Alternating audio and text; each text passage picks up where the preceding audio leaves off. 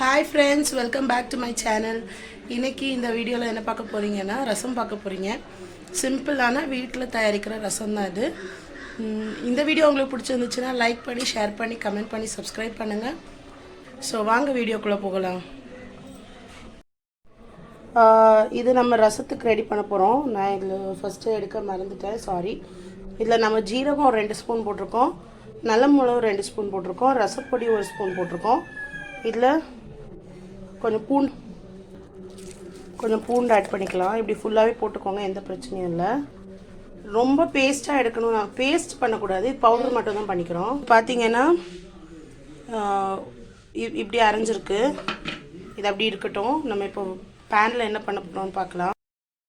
ரசத்துக்கு ரெடி பண்ணிக்கலாம். இது தேங்காய் எண்ணெய் போட்டிருக்கேன். கடுகு ஆட் பண்ணிக்கலாம். கருவேப்பிலை போட்டுக்கோங்க. இந்த மிக்சரை அதில் எண்ணெயில் ஆட் பண்ணிக்க போகிறோம். அதுக்கு முன்னாடி எண்ணெயில் கொஞ்சம் பெருங்காயம் போட்டுக்கிறோம். நம்ம மிக்சியில் கிரைண்ட் பண்ணி வச்சுருந்தோம், அந்த பவுடர் ஆட் பண்ணிட்டோம். கொஞ்சம் ரோஸ்ட் ஆகட்டும். ஸ்டவ்வை கொஞ்சம் கூட்டி வச்சுக்கோங்க.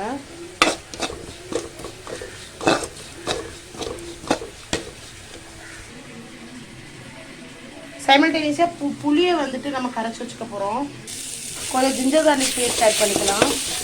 என்னடா இவன் நிறைய கார்லிக் ஜிஞ்சர்லாம் ஆட் பண்ணுறான்னு நினைக்காதீங்க, ரொம்ப நல்லது. இப்போ எங்கள் ஊரில் இருக்கிற கிளைமேட்டுக்கும் இப்போ இருக்கிற ப்ராப்ளம்ஸுக்கும் பசங்களுக்கு இதெல்லாம் ரொம்ப ஆட் பண்ணி கொடுக்கணும். அதுதான் எங்களோட மெயின் எய்மே. இல்லை இப்போ தக்காளி ஆட் பண்ணிக்கலாம்.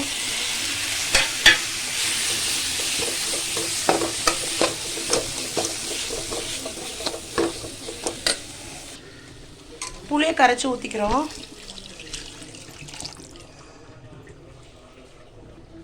இதில் உப்பு ஆட் பண்ணிக்கலாம். இப்போ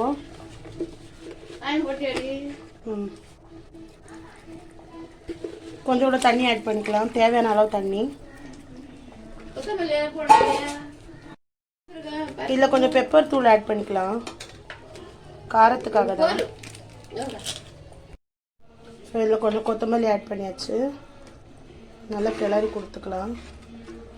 கொஞ்சம் சூடாகட்டும், கொதிக்க விட வேண்டாம். ஸோ பார்த்தீங்கன்னா ரசம் கொதிக்க போது சூடாயிடுச்சு நல்லா. இதை நம்ம இப்போ இறக்கிக்கலாம். ஸோ ரசம் ரெடி ஆகிடுச்சு பாருங்கள். இந்த வீடியோ உங்களுக்கு பிடிச்சிருந்துச்சுன்னா லைக் பண்ணுங்கள், ஷேர் பண்ணுங்கள், கமெண்ட் பண்ணுங்கள், Subscribe பண்ணுங்கள், பக்கத்தில் இருக்க பெல் பட்டன் அமுக்குங்க.